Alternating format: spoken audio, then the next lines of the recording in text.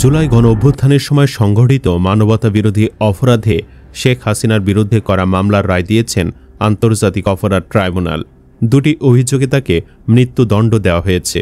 সোমবার দুপুর 12:30টার দিকে কার্যক্রম শুরু হয়। 453 পৃষ্ঠার এই রায়ে 6টি অংশ রয়েছে। রায়ে ট্রাইব্যুনাল বলেছেন, শেখ হাসিনা সহ 3 আসামির অপরাধ প্রমাণিত। দুটি অভিযোগে শেখ হাসিনাকে মৃত্যুদণ্ড দেওয়া হয়েছে। একটি অভিযোগে সাবেক স্বরাষ্ট্রমন্ত্রী আসাদুজ্জামান খান কামালকে মৃত্যুদণ্ড দেওয়া হয়েছে। রাজসাক্ষী হওয়ায় পুলিশের সাবেক মহাপরিদর্শক চৌধুরী আবদুল্লাহ আল মামুনকে 5 বছরের কারাদণ্ড দেওয়া হয়েছে। এদিকে যখন আদালতে এই রায় ঘোষণা হচ্ছিল, তখন হাসিনা আর মুজিবের শেষ চিহ্নটুকু অর্থাৎ ধানমন্ডি 32 ভেঙে পাবলিক টয়লেট বানানোর কাজ চলছিল। সব মিলে ধানমন্ডিতে এই মুহূর্তে কি চলছে, এছাড়াও মায়ের রায় নিয়ে কি বলছে হাসিনার ছেলে জয়, চলুন এসব বিষয়ের বিস্তারিত জেনে নেওয়া যাক। জুলাই গণ অভ্যুত্থানের সময় সংঘটিত গণহত্যার দায়ে মানবতাবিরোধী অপরাধের মামলায় ক্ষমতাচ্যুত প্রধানমন্ত্রী শেখ হাসিনাকে মৃত্যুদণ্ড দিয়েছেন আদালত। রায় ঘোষণার সময় জনাকীর্ণ আদালতে আইনজীবীরা ছাড়াও জুলাই আগস্টে নিহতদের কয়েকজনের পরিবারের সদস্যরা উপস্থিত ছিলেন। রায়ে আদালত বলেছে, শেখ হাসিনার বিরুদ্ধে 3টি অভিযোগ প্রমাণিত হয়েছে। একটিতে আমৃত্যু কারাদণ্ড এবং অন্য 2টি অপরাধে মৃত্যুদণ্ড দেওয়া হয়েছে। প্রসঙ্গত, মামলার শুনানির সময় রাষ্ট্রপক্ষ বারবারই অভিযোগ করে আসছিল যে শেখ হাসিনা ছিলেন জুলাই গণঅভ্যুত্থানের সময় সংঘটিত মানবতাবিরোধী সব ধরনের অপরাধের মাস্টারমাইন্ড, অর্থাৎ পরিকল্পনাকারী, হুকুমদাতা ও সুপিরিয়র কমান্ডার বা সর্বোচ্চ নির্দেশদাতা। এই মামলায় শেখ হাসিনা ছাড়া বাকি 2 আসামি হলেন সাবেক স্বরাষ্ট্রমন্ত্রী আসাদুজ্জামান খান এবং পুলিশের সাবেক মহাপরিদর্শক চৌধুরী আবদুল্লাহ আল মামুন। সাবেক আইজিপি মামুন এই মামলার একমাত্র গ্রেফতার আসামি। তিনি এই মামলায় অ্যাপ্রুভার বা রাজসাক্ষী হিসেবে জবানবন্দি দিয়েছেন। আসাদুজ্জামান কামালও হাসিনার মতো পলাতক। তবে কাদের সহ হাসিনার বাকি সহচর্যদের কি শাস্তি হলো সে বিষয়ে কিছু জানা যায়নি। রায় ঘোষণার পর জুলাইয়ের ঘটনায় নিহত ও আহতদের পরিবার এবং জুলাই যোদ্ধারা উচ্ছ্বাস প্রকাশ করেন। তারা আদালতে স্লোগান দিয়ে ওঠেন। পরে অ্যাটর্নি জেনারেল সবাইকে শান্ত হতে বলেন।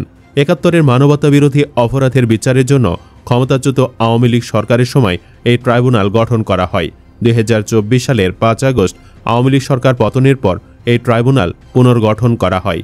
চিফ প্রসিকিউটর তাজুল ইসলাম ট্রাইব্যুনালকে বলেছিলেন, অভিযুক্তদের বিরুদ্ধে মানবতাবিরোধী অপরাধ সংগঠনের সময় 2009 সালের 6 জানুয়ারি থেকে 2024 সালের 5 আগস্ট পর্যন্ত 10 জুলাই 3 আসামির বিরুদ্ধে 5 অভিযোগে আনুষ্ঠানিক অভিযোগ গঠনের মধ্য দিয়ে বিচার শুরুর নির্দেশ দেয় আন্তর্জাতিক অপরাধ ট্রাইব্যুনাল। মামলায় শেখ হাসিনা সহ 3 আসামির বিরুদ্ধে যে 5টি অভিযোগ আনা হয়েছে সেগুলো হলো উস্কানিমূলক বক্তব্য দেওয়া, হেলিকপ্টার, ড্রোন ও প্রাণঘাতী অস্ত্র ব্যবহারের মাধ্যমে আন্দোলনকারীদের হত্যা করে নির্মূলের নির্দেশ দেওয়া, রংপুরের বেগম রোকেয়া বিশ্ববিদ্যালয় শিক্ষার্থী আবু সাইদ হত্যার ঘটনায় প্ররোচনা, উস্কানি, ষড়যন্ত্র, সহায়তা, সম্পৃক্ততার অভিযোগ। গত বছরের 5 আগস্ট রাজধানীর চানকাফুল এলাকায় আইনশৃঙ্খলা বাহিনী দ্বারা 6 জনকে গুলি করে শেষ করার অভিযোগ। আশুলিয়ায় জীবিত 1 জন সহ মোট 6 জনকে পুড়িয়ে শেষ করার অভিযোগে।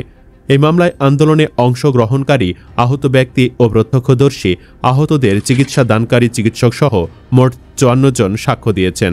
এছাড়া শেখ হাসিনার কথোপকথনের অডিও, ভিডিও, গণমাধ্যমে প্রকাশিত প্রতিবেদন, জব্দ করা গুলি ট্রাইব্যুনালে প্রমাণ হিসেবে উপস্থাপন করা হয়।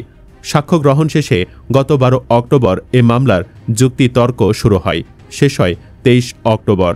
ওই দিন জুলাই গণ অভ্যুত্থানের সময় মানবতাবিরোধী অপরাধের ঘটনায় শেখ হাসিনা ও আসাদুজ্জামান খানের মৃত্যুদণ্ড দেওয়ার দাবি জানান চিফ প্রসিকিউটর তাজুল ইসলাম এবং অ্যাটর্নি জেনারেল মোহাম্মদ আসাদুজ্জামান। এদিকে শেখ হাসিনার রায়কে কেন্দ্র করে ট্রাইব্যুনাল ও সুপ্রিম কোর্ট এলাকায় বাড়ানো হয় কয়েক স্তরে নিরাপত্তা ব্যবস্থা। পুলিশ, র্যাব, এপিবিএন, বিজিবির পাশাপাশি নিয়োজিত রয়েছে সেনাবাহিনী, তৎপর গোয়েন্দা সংস্থার সদস্যরাও। নিরাপত্তার স্বার্থে রোববার সন্ধ্যার পর থেকেই দোয়েল চত্বর হয়ে শিক্ষা ভবনমুখী সড়কে যান চলাচল বন্ধ রাখে আইনশৃঙ্খলা রক্ষাকারী বাহিনী। সীমিত করা হয় জনসাধারণের চলাচলও। এদিকে রাজধানীর ধানমন্ডি 32 নম্বরে বঙ্গবন্ধু শেখ মুজিবুর রহমানের বাড়ি ভাঙতে এক্সকাভেটর নিয়ে হাজির হয়েছেন বিক্ষুব্ধ জনতা। এর আগেও কয়েক দফায় এই বাড়ি ভাঙচুর করা হয়েছে। সোমবার দুপুর 12টার দিকে ঢাকা কলেজ এলাকা থেকে মিছিলসহ 2টি এক্সকাভেটর নিয়ে সেখানে পৌঁছায় বিক্ষুব্ধ জনতা। এর আগে গত 6 ফেব্রুয়ারি ভারতে পালিয়ে যাওয়া শেখ হাসিনার বক্তব্য প্রচারের ঘোষণাকে কেন্দ্র করে ধানমন্ডি 32 নম্বরে ব্যাপক বিক্ষোভ ও ভাঙচুর চালান ছাত্র জনতা। সে সময় বঙ্গবন্ধুর বাড়িতে অগ্নিসংযোগও করা হয়। ঘটনার দিন রাত 11টার দিকে একটি ক্রেন ও একটি এক্সকাভেটর এনে বাড়িটি ভাঙা শুরু হয়। রাত 12:30টার দিকে ভবনের একটি অংশ ধসে পড়ে।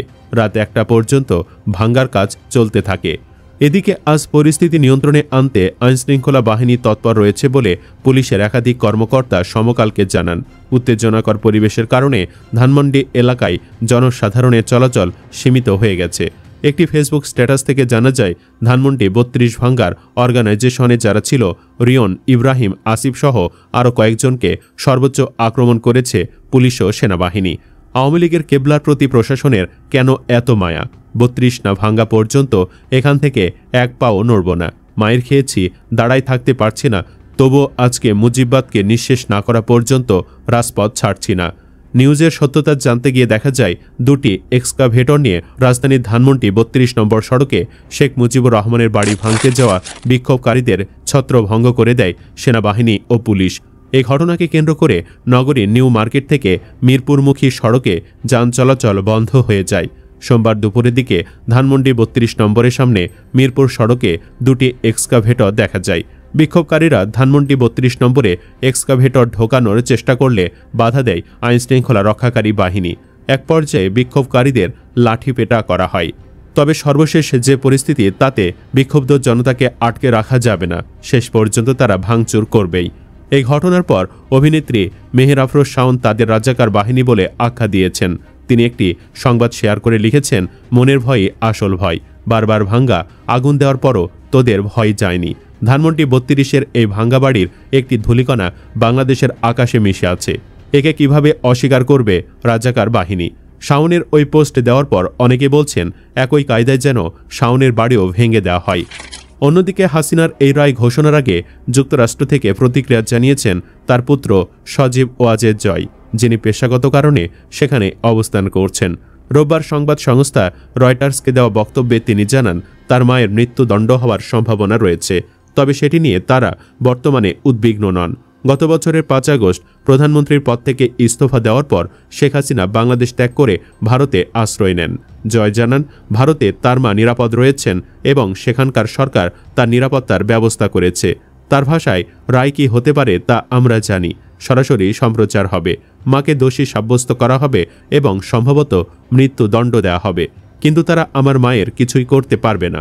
তিনি ভারতে নিরাপদে আছেন। হাসিনার পদত্যাগের পর ডক্টর মোহাম্মদ ইউনূসের নেতৃত্বে বাংলাদেশে অন্তর্বর্তী সরকার গঠিত হয়। তাদের তত্ত্বাবধানে আগামী ফেব্রুয়ারিতে জাতীয় সংসদ নির্বাচন অনুষ্ঠিত হওয়ার কথা। এদিকে রাষ্ট্রবিরোধী কার্যকলাপের অভিযোগে দেশে আওয়ামী লীগের কার্যক্রম নিষিদ্ধ করা হয়েছে। এ বিষয়ে কঠোর প্রতিক্রিয়া জানিয়েছেন জয়। তার দাবি, আওয়ামী লীগকে ছাড়া বাংলাদেশে কোনো নির্বাচন হতে দেওয়া হবে না। আন্তর্জাতিক সম্প্রদায়ের হস্তক্ষেপ প্রয়োজন। আমাদের আন্দোলন দিন দিন শক্তিশালী হচ্ছে। জয় আরও জানান, আন্তর্জাতিক সম্প্রদায় হস্তক্ষেপ না করলে ফেব্রুয়ারি নির্বাচনের আগে দেশে সহিংসতা আরও বৃদ্ধি পাবে। তাদের আন্দোলনের মাধ্যমে নির্বাচন ব্যাহত করা হবে বলেও মন্তব্য করেন তিনি। অন্যদিকে অন্তর্বর্তী সরকারের মুখপাত্র জানান, আওয়ামী লীগের ওপর নিষেধাজ্ঞা প্রত্যাহারের কোনো পরিকল্পনা নেই, বরং দেশের অস্থিরতার জন্য দলটির সমর্থকদেরই দায়ী করা হয়। যদি সোমবার শেখ হাসিনার বিরুদ্ধে মৃত্যুদণ্ডের রায় আসে, তাহলে পরবর্তী পদক্ষেপ কি? এ বিষয়ে সরকার পক্ষের আইনজীবীরা জানান, পলাতক অবস্থায় তিনি রায়ের বিরুদ্ধে আপিল করতে পারবেন না। আইন অনুযায়ী রায় ঘোষণা 30 দিনের মধ্যে আপিল করতে হলে তাকে দেশে ফিরে আত্মসমর্পণ করতে হবে। দেশের বাইরে থেকে পাঠানো কোনো বার্তা আদালত গ্রহণ করবে না। সুপ্রিয় দর্শক, আপনি কি চান ধানমন্ডি 32 ভেঙে পাবলিক টয়লেট বানানো হোক? কমেন্ট বক্সে জানিয়ে দিন আপনার মতামত। ভিডিও ভালো লাগলে লাইক দিন এবং শেয়ার করুন, আর অবশ্যই চ্যানেলটি সাবস্ক্রাইব করুন। ধন্যবাদ।